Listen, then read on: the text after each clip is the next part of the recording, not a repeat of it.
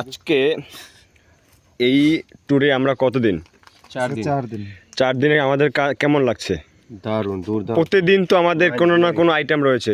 প্রতিদিন আইটেম রয়েছে। প্রথম দিন আসছিল যে আমরা যে একটা পাখি খেয়েছি, বক পাখি, আর দ্বিতীয় দিন তারপরের দিন খাইছি যে কাঁকড়া, তারপরে আবারও কোরাল মাছ আর যে কাতল মাছ, এই দুইটা, আর তারপর আবারও কাঁকড়া। তো আজকে আবার কাঁকড়াও আছে, তারপরে এই যে হাঁস আছে।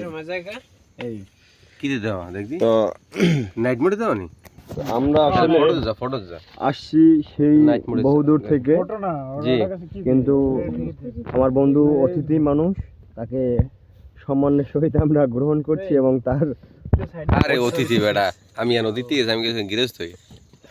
এই যে তোমার পাশে যে লোক আছে সেও তো অতিথি। পছন্দ হয়? হ্যাঁ পুরো মানে কি পছন্দ হয় মানে ভরপুর ভিডিও করে চলে যেতেছে, সবাই দেখতে আছে, মগজে ফ্রেন্ড আছে, হ্যাঁ আবার লাইভে দেখতে আছে। তো অনেকেই প্রশ্ন করবেন যে মাটির চুলায় আসলে বারবিকিউ করা বা এটা আসলে কতটা তো বিষয় হলো কি, বাইরে অনেক বাতাস, তো সেজন্য হচ্ছে আমরা মাটির চুলাকেই সাজেস্ট করেছি।